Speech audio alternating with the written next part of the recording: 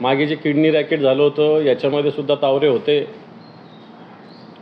आणि आता जे म्हैसकर आहेत या डिपार्टमेंटमध्ये संचालक म्हणून, यांनी त्यावेळेस या तावरेंना निलंबनाची शिफारस केलेली होती.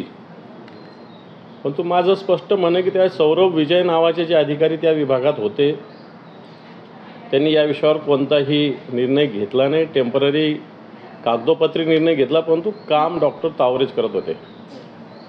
खरं तर अवयव प्रत्यारोपणाच्या वेगवेगळ्या समित्या ज्या आहेत पुण्यामध्ये, रुबी असेल, ससून असेल, या सगळ्या ठिकाणी सातत्यानं तावरे आहेत.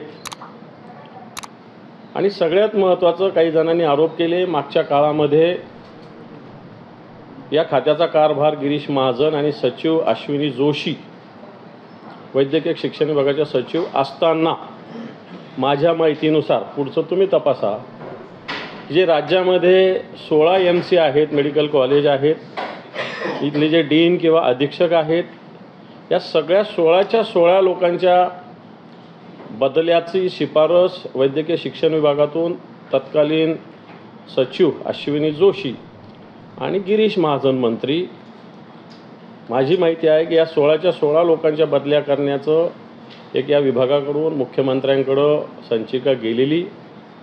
15 जणांच्या बदल्या झाल्या, परंतु फक्त एक डॉक्टर अजय तावरे यांची बदली त्यावेळेस झालेली नाही.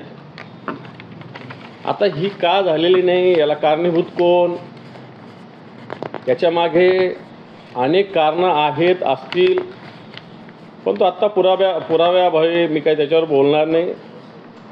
परंतु निश्चित 15 जणांच्या बदल्या होतात आणि एकट्या अजय तावरेंना संरक्षण दिलं जातं.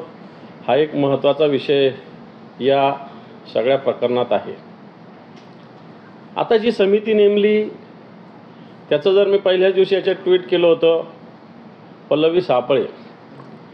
आता यांची चौकशी करण्यासाठी डॉक्टर अजय चंदनवाले जे आहेत, अविनाश भोसले जे इथं होते, त्यांच्यासाठी त्यांना ज्या सवलती दिल्या जात होत्या त्या चौकशीसाठी पल्लवी सापळेंची चौकशी करावी, अशा प्रकारचं एक सुद्धा त्यावेळेस भूमिका होती. याच पल्लवी सापळेंकडं आता चौकशीचं काम दिलेलं आहे.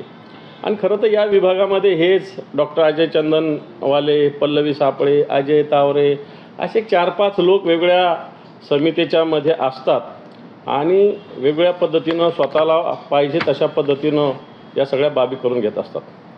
आता खरं सांगायचं तर यांच्या बदल्या, यांना जागा जिथं पाहिजे ती, यांच्या गुन्हेगारी प्रवृत्ती, कारण या पुण्याच्या ससूनमध्ये सुद्धा मागच्या तो ड्रग्जमधला आरोपी पाटील, ललित पाटील, हे प्रकरणसुद्धा आपल्या महाराष्ट्रात समोर आहे. आणि सगळ्यात महत्त्वाचं म्हणजे रक्ताचे सॅम्पल या ठिकाणी बदलले गेले. एवढ्या म्हणजे देश पातळीवर ही घटना गाजते आणि एवढी हिंमत या हॉस्पिटलच्या लोकांची की रक्ताचे नमुने बदलण्याची. वाटतं याच्यातून खऱ्या अर्थानं हे पांढरा कोट घातलेले अतिरेकी आहे का गँगस्टर आहेत, अशा प्रकारचा प्रश्न सगळ्यांच्या मनात निर्माण होतो. या सगळ्या प्रकरणात सरकारच्या भूमिका 304 आणि 304 ते आपण स्पष्टपणे बोललेलो आहे. अमितेश कुमार फार चांगले अधिकारी म्हणून गणले जातात असं गृहमंत्री म्हणतात, परंतु अमितेश कुमारांचा मी अनुभव घेतलेला आहे. संभाजीनगरात ते पोलीस आयुक्त होते. फक्त लहान सहान गुंडांना 2-4 दंडे मारणं, 2-4 काठ्या मारणं, हे करणं, पण व्हाईट कॉलर लोकांच्या अंडर काम करणं ही अमितेश कुमारांची काम करण्याची पद्धती आहे. त्यामुळे मला वाटत नाही की जर एवढा चांगला अधिकारी असेल तर त्यांनी या सगळ्या प्रकरणात खोलवर जाण्याची आवश्यकता आहे. आणि म्हणून या सगळ्या प्रकरणात ही भूमिका आताच्या घडीला जी आहे ती अतिशय संशयास्पद आहे. ज्या पद्धतीनं अजय तावरे, श्रीहरी हळनोर या सगळ्या लोकांच्या ज्या पद्धतीनं आता ज्या काम चालू आहे, हे जर बघितलं तर सरकार या सगळ्या विषयात सपोर्ट करतं की काय, अशा प्रकारची परिस्थिती आहे. हा भाग तसा रेसिडेन्शियल एरिया असताना या ठिकाणी अशा मोठ्या प्रमाणावर पब्स आणि बार्स आहेत. मी तर म्हणेल मागच्या वर्षभरातल्या, कारण या पोलीस स्टेशनच्या पोलीस अधिकाऱ्यांची मोडस ऑपरेंटीज आहे की अशा पद्धतीनं गुन्हे दाखल झाल्यानंतर कलम कोणतं लावायचं, कसं लावायचं, याची एक मोठी गँग या ठिकाणी काम करते, असं माझं स्पष्ट म्हणणं या सगळ्या विषयामध्ये आहे. मला असं वाटतं हा विषय होत असताना मागच्या काळामध्ये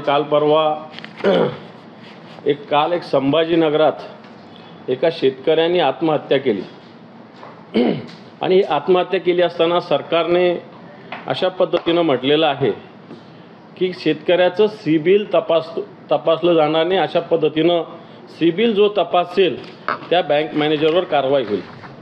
माझ्याकडे त्या शेतकऱ्याने केलेल्या आत्महत्येचं एक जे सुसाईड नोट आहे ती आहे.